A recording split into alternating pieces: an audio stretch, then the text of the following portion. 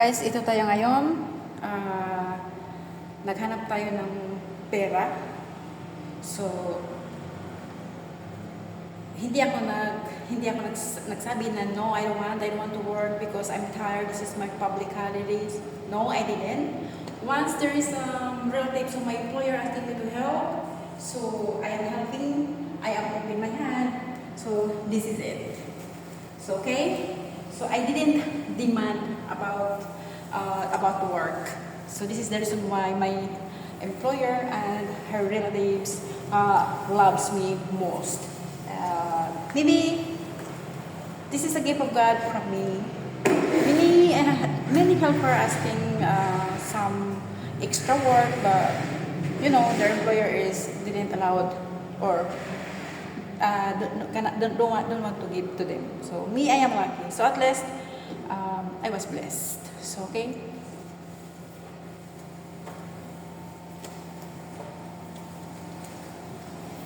Sobrang dumi guys. Kasi itong shop na to ay parang learning center. Tapos last week, ay last month, hindi na nag-renew ng nila ng kontrata. So, I didn't know why it's very dirty. A lot of dust. Okay? But this is work. I need work, so I didn't demand. I start work at 1:30, so what time now? It's about 7 o'clock. But I'm not yet finished. But it's okay. Because a lot of dirty, so dirty. Right.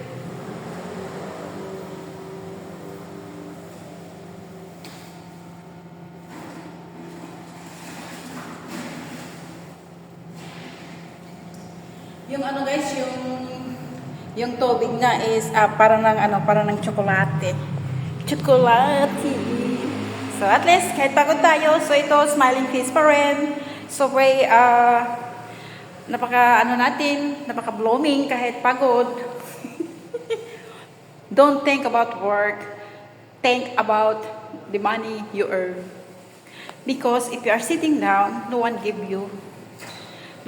to you. So at least, have work, have money. Of course, no one give you money without work.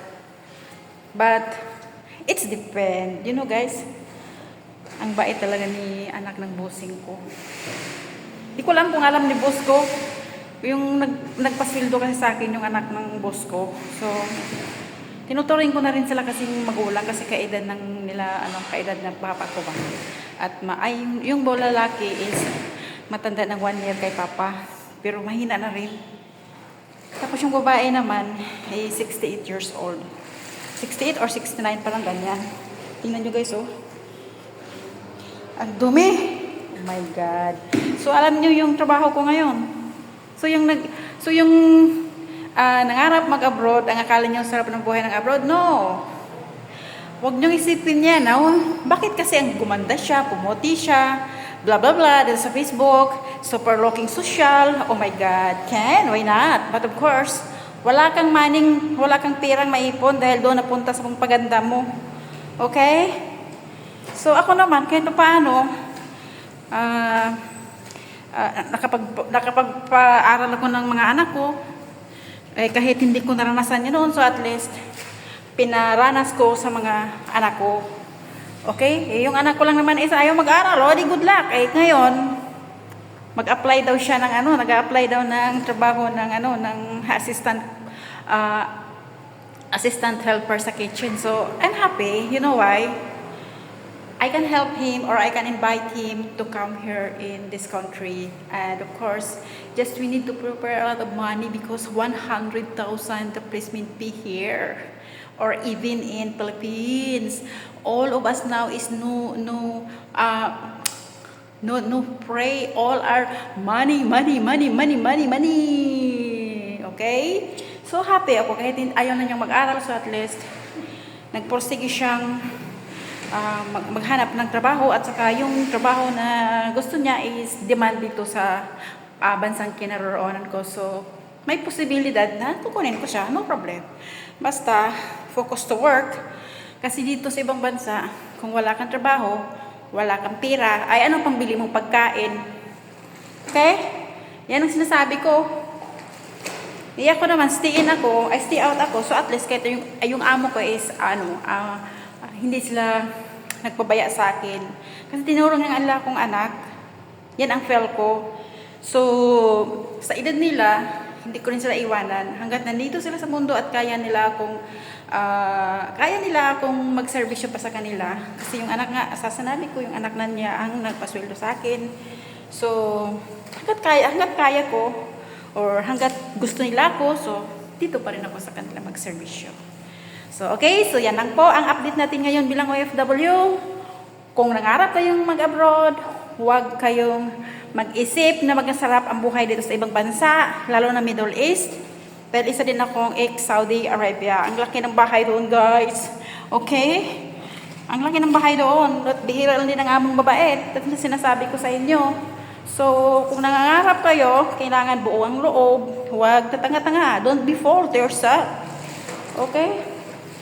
Kahit ang employer itama, huwag kayong lumaban dahil nanganganib ang inyong buhay. Kasi yan ang sinasabi nilang, kung naalala niyo yung kasabihan na customer is always right, ganun din ang employers, guys. Employer is always right. Pero it's depend the country. Sa Hong Kong, patas ang kanilang law. But dito sa bansang kinaroroonan ko, ay nasa gitna, walang kinikiligan. Kung minsan nga, yung amo rin ang kinikilingan. Ay kung minsan nga, immigration pa ang mag-block sa'yo. So, hindi ka makakahanap ng amo. So, magiging mabait at be vigilant. So, ganun lang. So, thank you so much. And please, don't forget to like and subscribe my YouTube channel. Sil TV, RSS Rose Sibelia. And pareha din yan sa, sa bagong Facebook ko na ino-open. Dahil nga nagka-problema.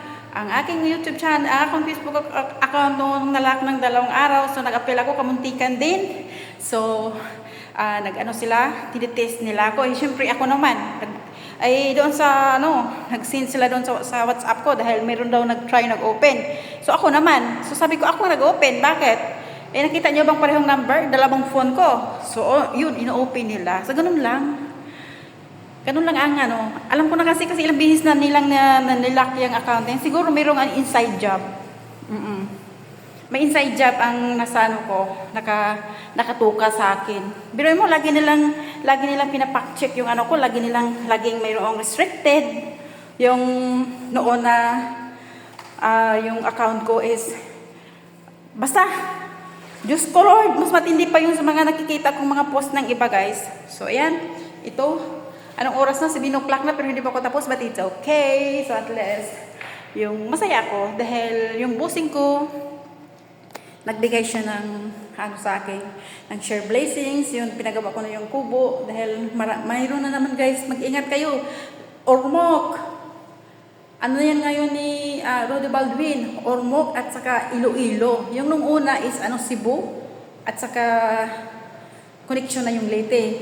So ngayon, guys, Ormoc at saka Iloilo. So nagtayuan yung balahibo ko, kaya bukas ipapagawa ko na yung kubo ko doon sa bukid kasi ang gusto ko sa kanila doon ko sumuna sila sa bukid, sa kubo para for safety reason. So yun ang ang mahalaga sa atin ay yung safety natin.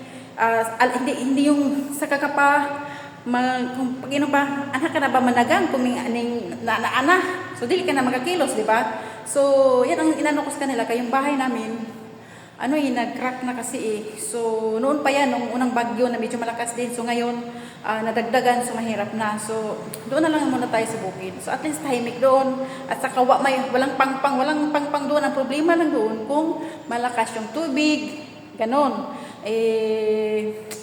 Kahit naman saan tayo, so at least doon, kung tungkol sa lindol, medyo malayo sa disgrasya kasi walang bundok. So, patag ang lupa doon. So, doon muna sila. So, bukas ipapagawa ko yung bahay ko. Ay, kubo pala, pero malaking gasto guys, kahit kubo. Ganun ngayon. So, bye-bye! Kasi tapusin ko muna itong trabaho ko. Ayan, malkintab na siya. Pero kanina ako, Diyos ko Lord, nag-hatching ako, mask din ako. Hindi ako makahinga dahil sobrang init. O, diba? So, bye-bye. See you next week.